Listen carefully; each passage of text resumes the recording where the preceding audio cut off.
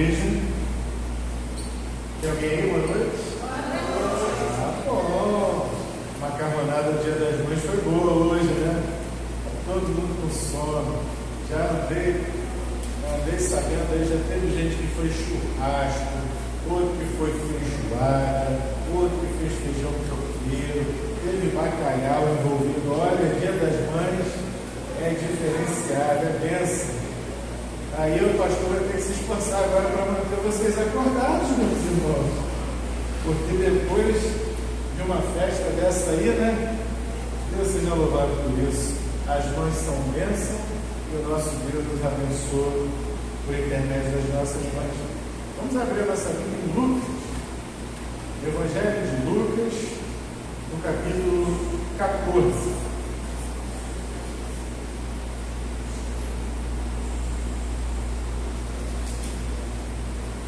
Lucas, até eu estou com sono.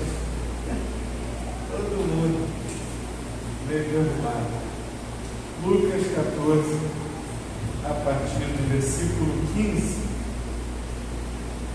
O irmão Gilson, que também é um pregador, essa aqui é uma primeira vez. Eu nunca preguei nesse texto, com toda certeza. De vez em quando a palavra fala com a gente de forma diferente. Lucas 14, do verso 15 ao 24. E ouvindo um dos que estavam com ele quem? Com Jesus, à mesa, disse-lhe: bem-aventurado o que comer pão no reino de Deus. Porém, Jesus lhe disse: um certo homem fez uma grande ceia e convidou a muitos. E à hora da ceia, mandou o seu servo dizer aos convidados: vinde, que já tudo está preparado.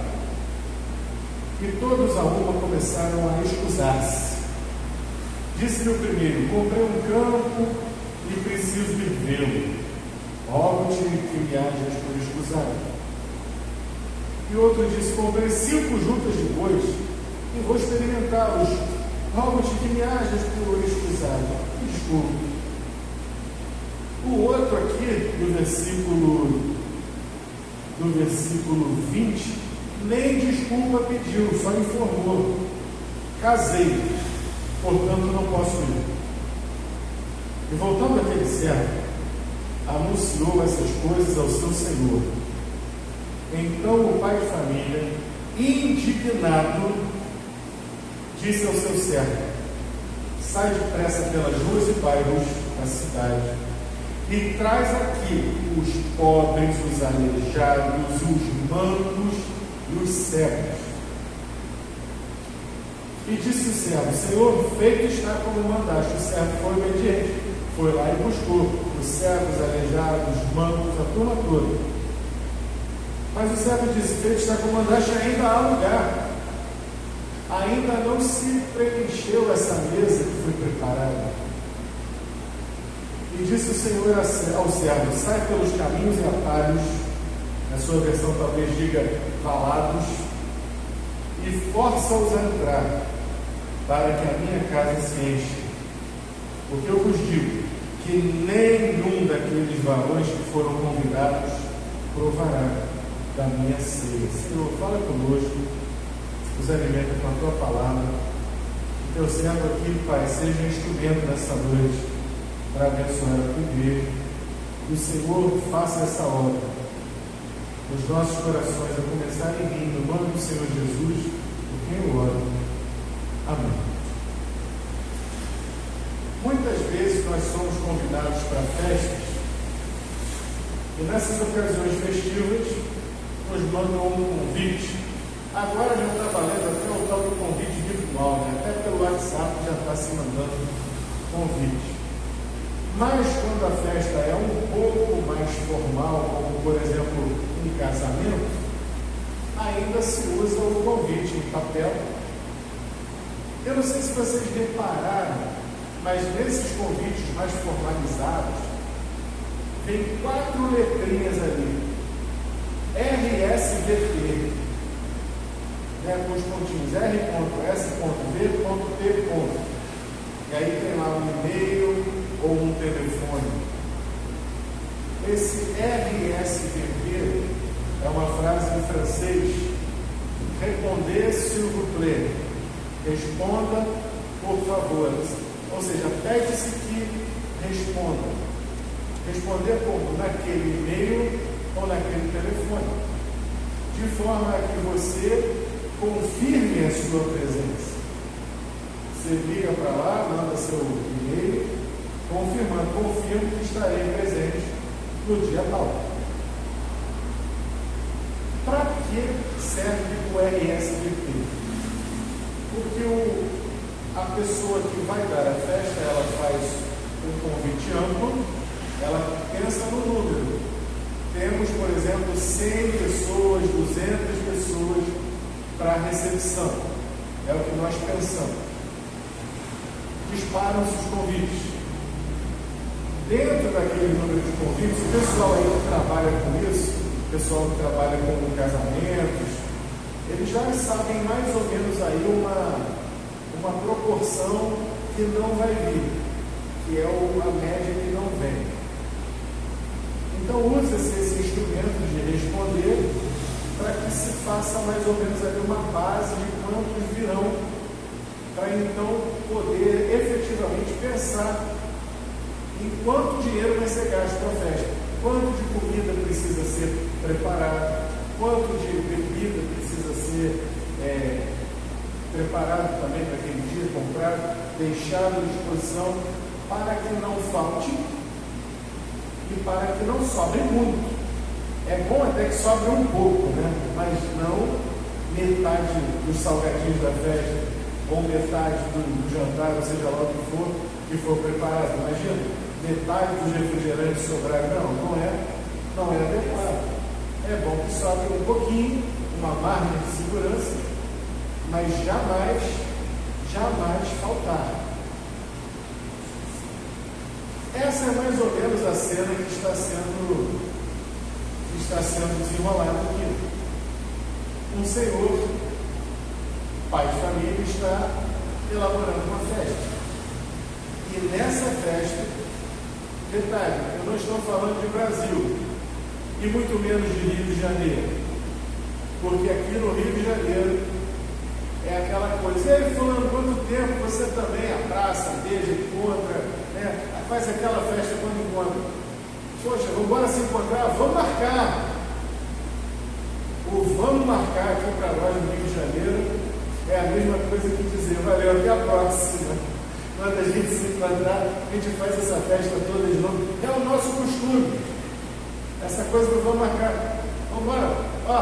Estou querendo que você vá lá na minha casa. Vou lá, demorou. Eu sei que você não tem o meu telefone, você sabe que você não tem o meu telefone, mas você não pede, eu não te dou. É a nossa ética do encontro aqui no Rio de Janeiro. O pessoal de fora fica louco, o pessoal de fora do Rio já não entende. O pessoal do exterior então fica louco. Tem um francês que eu sigo na internet, o Paul Cabane. Ele é francês, mora no Brasil e é um comediante. Ele, quando ele chegou no Brasil, ele ficava louco. A primeira festa que chamaram o Paul para ir foi na casa de alguém. Ele disse que ele morava no Paraná, em Maringá. Chamaram para a festa, vai ser 7 horas lá em casa. Adivinha que horas o francês chegou? 7 horas. Nem a dona da casa estava em casa. Ele falou, eu não entendi, como é que pode um negócio assim? Porque você já sabe que você marca 7 horas, né? Vai começar umas 8h30. Você vai chegar lá, 9 horas, 10 horas, o negócio vai estar bombando. Mas o cara chegou, marcou 7 horas, ele chegou lá às 7 horas. Vai fazer isso aqui no Rio de Janeiro, está morto. Está morto.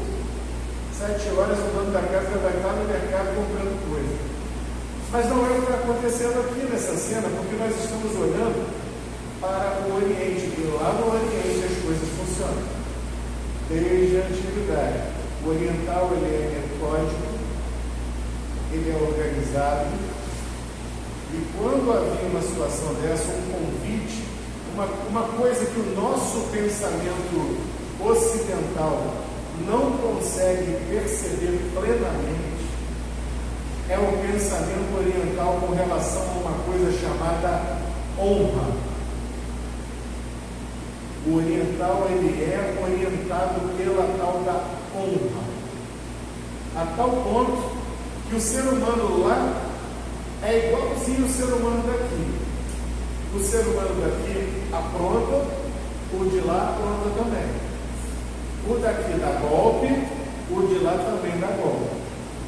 A diferença é que quando o ser humano daqui dá golpe, ele tenta de todo jeito dar um subterfúgio e acaba dando outro golpe dentro do golpe, dá um subgolpe, dá a volta no golpe, faz um acordo com a polícia, com a justiça, ele dá o jeito dele e ele fica de boa e sai rindo da história. Não tem aquilo que a gente diz popularmente, não tem vergonha na cara.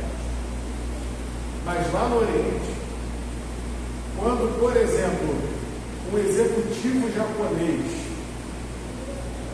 era executivo de uma grande empresa de copiadoras, e essa grande empresa de copiadoras, o mercado descobriu de alguma forma que eles estavam burlando regras e apresentando balanços falsificados.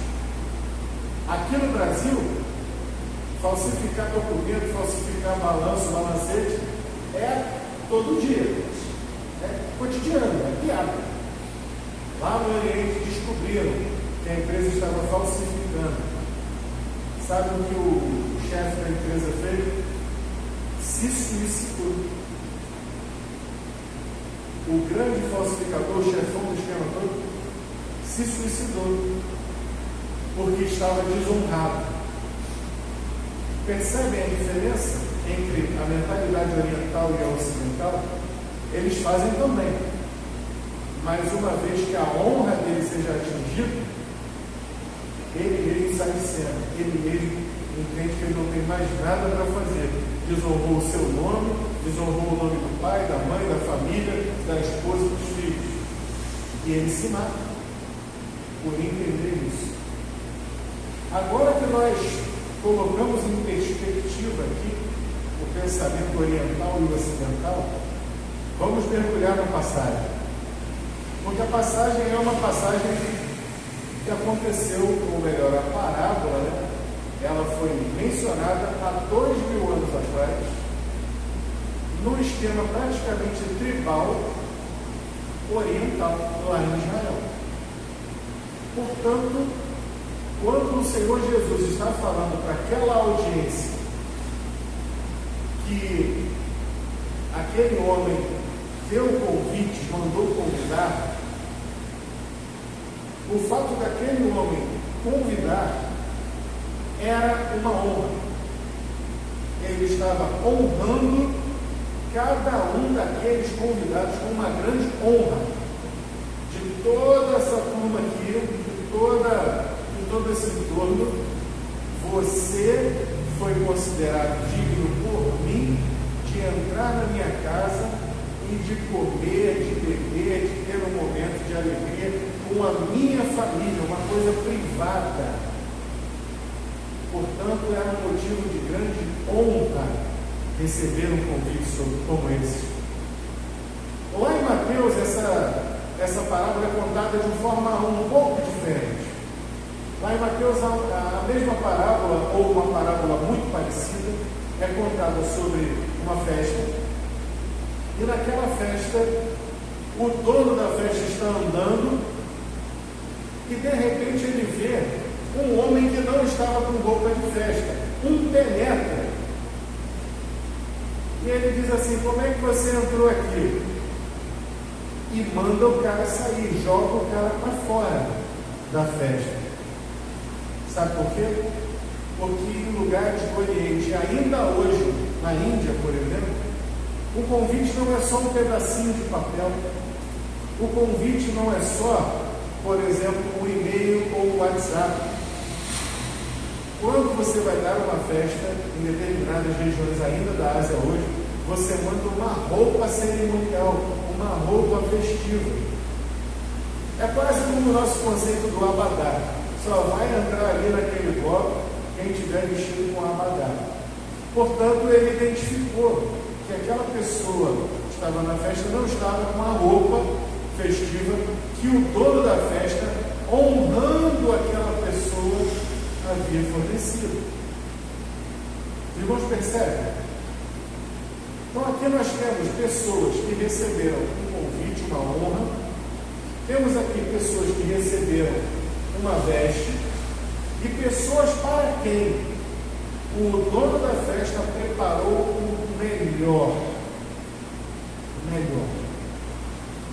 Pode saber que ali estava o melhor vinho, o melhor alimento, em quantidade suficiente e até maior, para que não faltasse nada, para que todos os seus convidados pudessem se sentir muito bem naquela festa.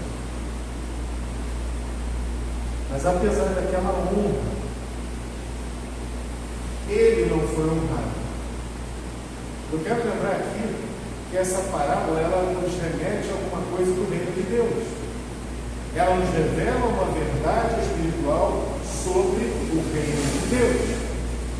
O Senhor Jesus ele está replicando a um fariseu. Ele estava numa mesa ali com os fariseus, conversando com eles, e um deles, então, após a conversa logo anterior aqui, ele diz: bem-aventurado aquele que comer e beber, aquele que se regalar numa grande festa no reino de Deus.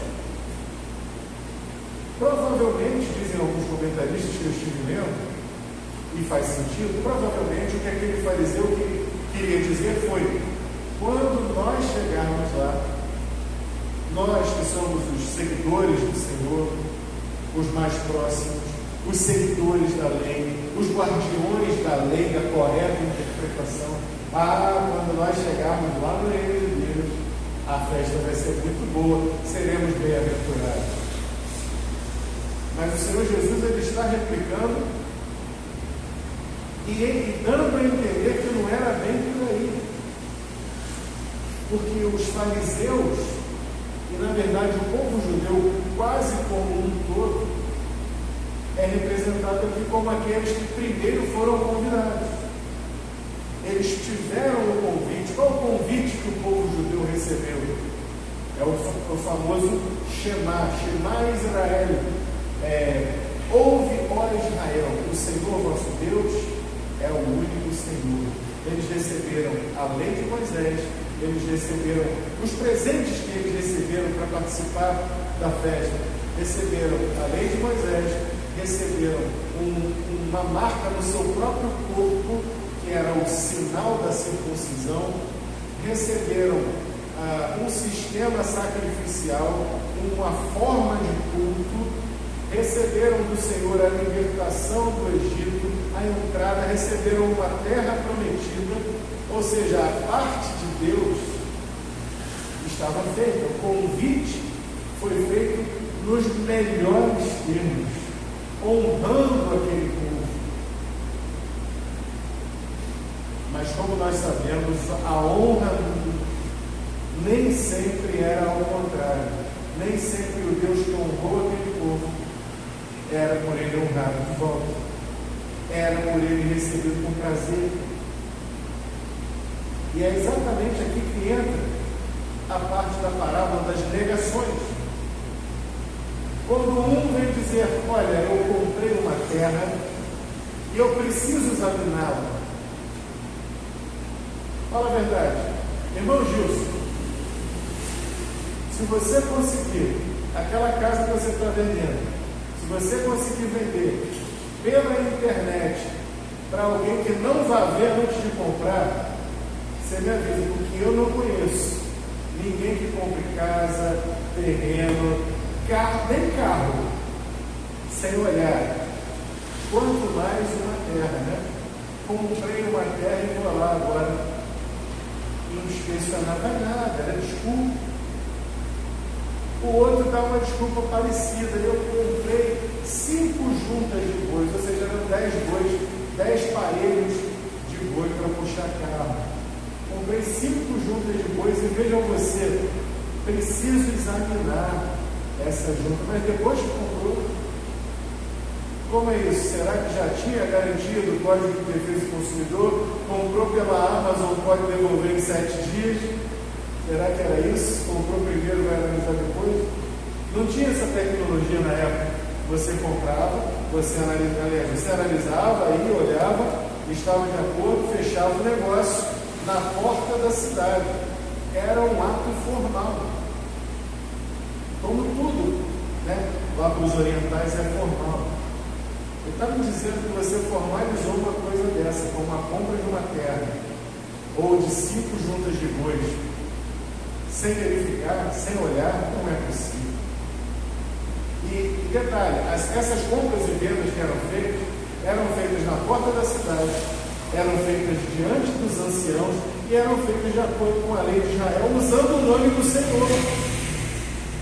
Era uma coisa sem papel passado, mas era firmado por testemunhas diante de Deus.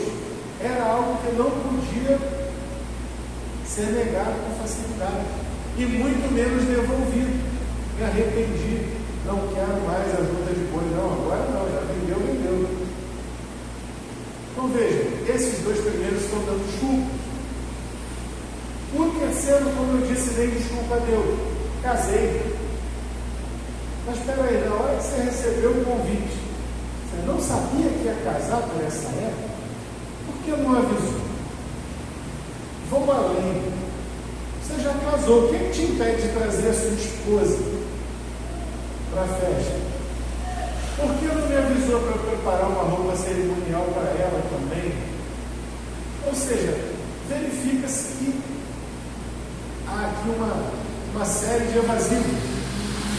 As pessoas estavam simplesmente dando desculpas para não comparecer à festa. E isso se aplica àquele povo, ao povo judeu, aos fariseus. E aí, vamos então celebrar ao Senhor? Não, que celebrar ao Senhor, rapaz, tem que ler a lei, tem que copiar a lei, tem que trabalhar na lei. Eu não sou desse negócio de festa, de celebração, não. Tudo com muita ordem. Mas então, venha ao reino de Deus, chegou o reino de Deus, vamos nos batizar lá com João Batista. Como assim com João Batista? O batismo dele era dos homens ou de Deus? E ficavam imaginando coisas, outros estavam abertamente adorando falsos deuses. Outros só tinham um Deus diante dos seus olhos, que era o dinheiro. Eram fariseus, eram mestres, eram doutores em Israel, mas estavam roubando as viúvas, por exemplo. Tinham outros deuses diante do Senhor. Aliás, essa é a aplicação. Aqueles que se negam a ir à festa, ao convite, eles estão colocando a honra que lhes foi colocada, eles estão pagando por desonra. Estão colocando outras coisas diante de Deus, que é o dono da festa. Mas é interessante a dinâmica do que vai acontecer a seguir, que nós lemos. Vimos aqui a reação do dono da festa. Ele ficou indignado, ele ficou chateado, ele não gostou de ver aquilo. Mas vejam como o dono da festa, ele figura verdadeiramente Deus. E eu quero fazer um ponto aqui mostrando a graça de Deus. Porque quando um homem fica furioso, uma mulher então sai da frente. Mas quando o ser humano fica furioso, ele bate boca, agride e faz uma série de coisas que nós já conhecemos. Mas esse dono da festa, ele figura o Senhor. E a ira de Deus não é como a ira do homem. Aliás, há um versículo bíblico que diz isso, que a ira do homem não pode praticar a justiça de Deus. A justiça de Deus, até a ira de Deus é benigna. Porque a ira desse homem não foi uma ira destrutiva. Não foi uma ira do tipo, não vou dar mais festa nenhuma. Esses caras vão ver só. A ira desse dono da festa foi causar uma boa coisa. Ele disse a seu servo, então tá, se eles não vão, então você pode sair, porque a festa vai sair do mesmo jeito, com eles ou sem eles. A festa está preparada. E eu quero a casa cheia. Os alimentos já estão comprados, os servos já estão com o vinho preparado, a comida já está no fogo. Pode trazer, então, quem quiser. Vá buscar os cegos, os mancos, os aleijados, os indesejáveis. Porque se aqueles convidados se acharam tão importantes e me desconsideraram, então eu vou considerar aqueles a quem eles não consideram.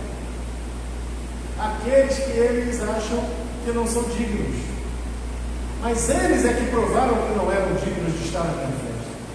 Portanto, vai convidar. Quem eram aqui?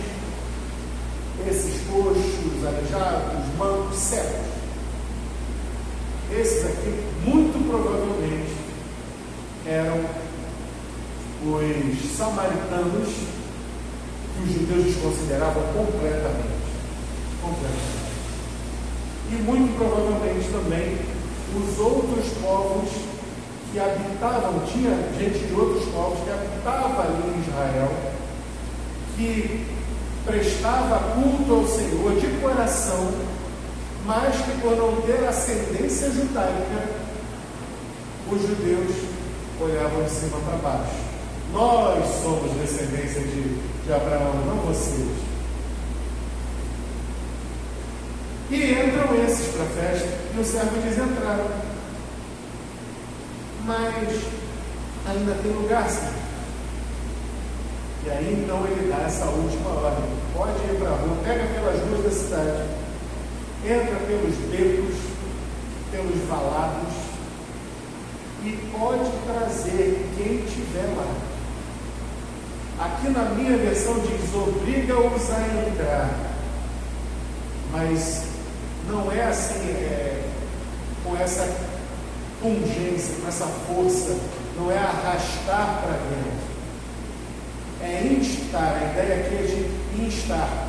Insta com eles, convida, mas convida dizendo: venha, você é convidado. Não, mas eu preciso trocar de roupa, não importa, pode entrar, você está convidado, basta você querer. Você quer estar nessa festa? Então se é assim, se não tem problema, eu quero, então venha, convença essas pessoas que estão nas ruas. Esses últimos que estão nas ruas, nos becos, nos valados, esses muito provavelmente somos nós, os não-judeus, são os povos gentios. O Senhor Jesus está dando aqui uma lição tremenda dos fariseus, dizendo: vocês estão pensando que o reino de Deus é para vocês, que são vocês que vão comer essa refeição, vão comer pão no reino de Deus, mas olha, só vai comer pão no reino de Deus quem se apresentar, quem honrar o nome do Senhor verdadeiramente, quem verdadeiramente sabe que foi chamado, convocado pelo Senhor e humildemente aceitou o seu convite e vai se apresentar, não vai ficar colocando coisas na frente do Senhor. Tem gente que coloca coisas na frente do Senhor, tem crente que coloca coisas, pessoas, situações, emprego, família diante do Senhor. Tem. Tinha naquela época e ainda tem hoje. E uma aplicação muito dura e muito triste para os nossos dias, mas também muito real. É o tanto de gente que foi nascida e criada no lar cristão. O sujeito nasceu no lar cristão, frequentou a escola bíblica dominical desde pequenininho, ouvindo a palavra de Deus, dentro de casa, ouvia a mãe cantando louvores, sabia os louvores, conhecia até textos bíblicos de cor, sabia cantar as músicas. Mas na hora que teve que tomar uma verdadeira decisão. Refugou. Sabe uma coisa? Essa festa não vai ser tão boa assim. Sabe de uma coisa? Talvez eu não vá nessa festa não, porque tem um outro lance ali mais interessante para mim. Eu prefiro ir ver o terreno ali. Prefiro as juntas de bois. Prefiro casar. Prefiro a ideologia. Prefiro a minha galera. Prefiro curtir a minha juventude com a minha galera, nas noites, na gandaia, nos bailes. Prefiro a galera da faculdade. O pensamento que eles pensam é um pensamento mais à frente. Não vou ficar preso nesse negócio de reino de Deus, não. Os irmãos estão entendendo? Mas saiba que a porta do reino, a porta da festa está aberta. E para cada um desses que foi criado ali no caminho e se desvia e não quer entrar, ouviu falar daquela festa, mas perdeu o interesse, para cada um desses há um outro que está largado lá fora nesse momento, nos caminhos, nos valados, nos becos escuros da escuridão da rua, na Cracolândia, que vai ouvir falar dessa festa e vai dizer: eu quero. Eu quero sim. A nossa missionária Silvia Regina foi uma delas. Ela estava lá nos becos e valados. Lembram disso? Ela era conhecida como a bruxa da Cracolândia. O que aconteceu? Recebeu o convite da graça. Vamos jantar no reino de Deus? Vamos cear no reino de Deus? Não. Essa ceia, essa festa não é para mim, é para você. Não, mas essa festa não pode ser para mim, mas é para você. É para quem quiser. Você quer? Eu posso? Pode. Basta querer. Meus irmãos, nós precisamos levar essa palavra ao mundo. Tanta gente aí fora hoje achando que não tem direito de entrar nessa festa, que não tem direito de cear no reino de Deus. Não porque eu vim de um lugar muito ruim, porque eu faço coisas muito erradas, porque eu vivo no pecado, porque eu... Não importa. A porta está aberta. Tem lugar à mesa. Venha, entre e venha participar dessa ceia do reino de Deus. Porque há muitos que primeiramente receberam esse convite, mas infelizmente não vão cear no reino de Deus. Mas para aquele que quiser, a porta está aberta. E o nosso papel, meus irmãos, é alertar tanto a uns como a outros. É dizer para aquele que foi convidado: não vá deixar de comparecer. Você foi honrado, você foi honrada por um convite maravilhoso de alguém que fez um convite inexcusável. Não perca a oportunidade. E para aqueles também que acham que não estão convidados, nós precisamos dizer: olha, tem um convite para você. Mas não interessa a sua posição social, a sua condição social, não interessa o que você fez, não interessa o que você faz. O que interessa é você estar disponível para receber o convite da graça de Deus na tua vida. Porque pela graça de Deus você recebe uma vida nova. E mediante essa vida nova você está recebendo um convite, está recebendo uma veste, vai trocar essa veste de tristeza por uma veste de alegria, vestes de alegria, ao invés de do Espírito Angustiado.